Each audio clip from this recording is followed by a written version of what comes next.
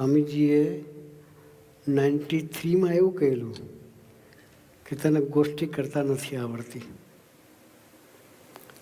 સ્વામીજી અમેરિકાની ધરતી પર હતા. ડલાસ સંજયભાઈની મોટલ પર હતા અને ત્યાંથી સ્વામીજીએ રાજકોટ ફોન કર્યો. ફોન કરીને સ્વામીજી રાજકોટના હરિભક્તોને વાત કરે છે. શું કહ્યું? કોને કે છે? રાજકોટના હરિભક્તોને સ્વામીજી ડલાસથી ફોન પર વાત કરે છે કે રાજકોટના હરિભક્તો પહોંચી વળતા નથી, હું બ્રહ્મવિહારી સ્વામીને ત્યાં મોકલું છું. કે શું કહ્યું? આ બી 93નું જ છે. 1 વર્ષની વાત છે આ બી. ને સ્વામીજી જે બોલ્યા છે ખાલી એટલું નહીં ત્યાં મોકલું છે એવું નહીં, ત્યાં મૂકવા છે. એ બહુ ડાયનેમિક સાધુ છે. મને યાદ ના રહે, લખીને લાવ્યો છું ડાયરીમાં. ડાયનેમિક સાધુ છે અને સરસ ઉઠાવ લેશે. બોલતા નથી આવડતું છતાં સરસ ઉઠાવ લેશે. હા,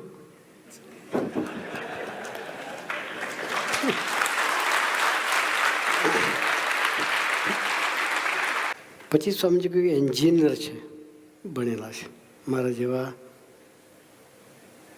MA BF નથી. જેવા શબ્દો સાંભળો, જેવો અન્ન એવો ઓડકાર.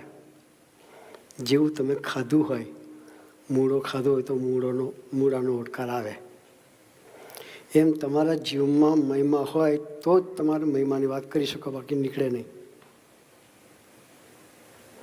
એ મહિમાનું સિંચન અખંડ કથા વાર્તાના માધ્યમથી બ્રહ્મવિહારી સ્વામી આપણું કર્યું છે.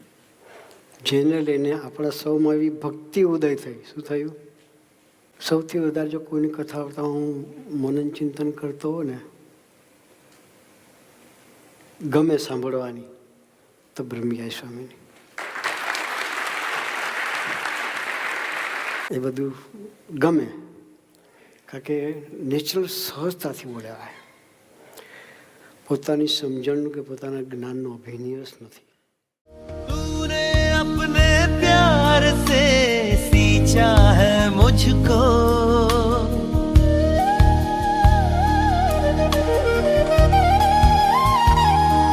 हो तूने अपने प्यार से सींचा है मुझको, मिटा दिया है भक्तों की सेवा में खुद को.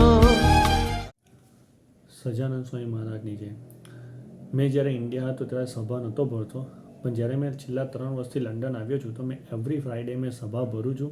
અને સભા ભરતા બધા મારા વિશાલભાઈ, અમારા જે હરિભગત છે વિશાલભાઈ, જયદીપભાઈ, કિશનભાઈ, ગૌરંગભાઈ, બધાનો સારો એવો કોન્ટેક હતો. અને એમના કોન્ટેકને લીધે મને બ્રહ્મવિહારી સ્વામીનો બી સારો એવો કોન્ટેક થયો હતો.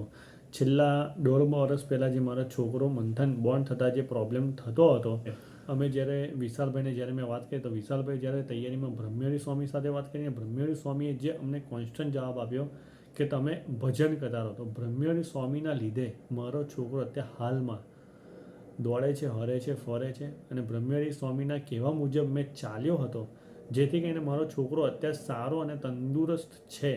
આપણા જીવનમાં 2 સારા સાધુ અને 4 સારા હરિભગત હોવા જરૂરી છે. એમાં આપણા જે સાધુ બ્રહ્મવિહારી સ્વામી જેવા સાધુ હોય તો આપણા જીવનમાં કોઈ પણ પ્રોબ્લેમ ના આવે.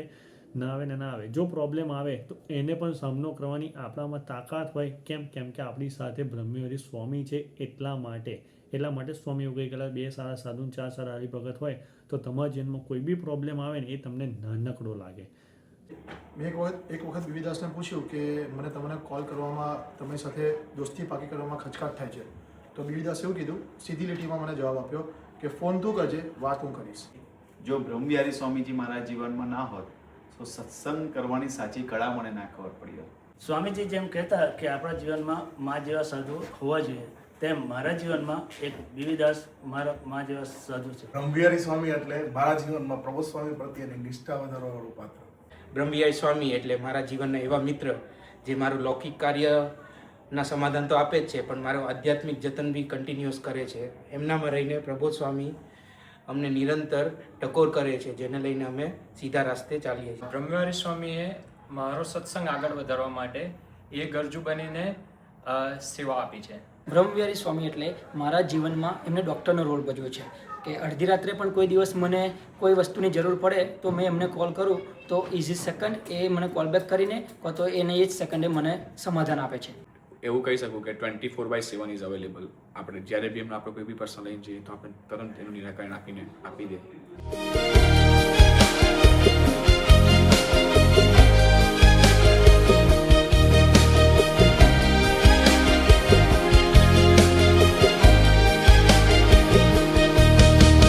चाहा तूने कुछ नहीं प्यार के बदले,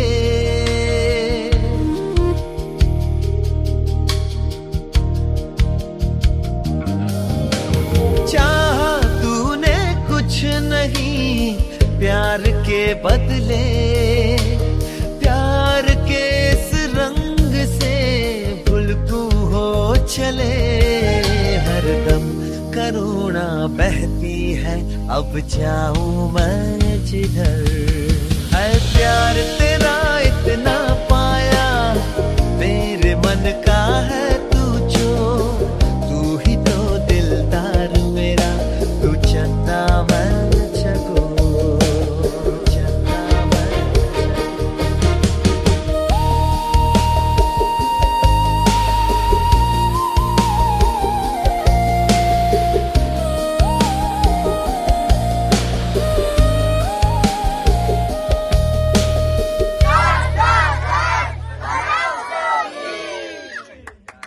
બ્રહ્મવિહારી સ્વામી પ્રામાણ સાધુ છે, વિવેકી સાધુ છે, ખાનદાન સાધુ છે, સરળ સાધુ છે, શુદ્ધ સધર્મી સાધુ છે.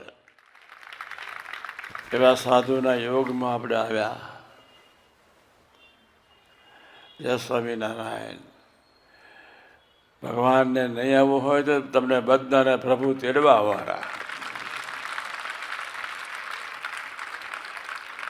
યુવકો શાંત પ્રશાંત થવો જોઈએ. યુવકો મધર ફાધરની સેવા કરતા હોવા જોઈએ. યુવકો જય સ્વામિનારાયણ.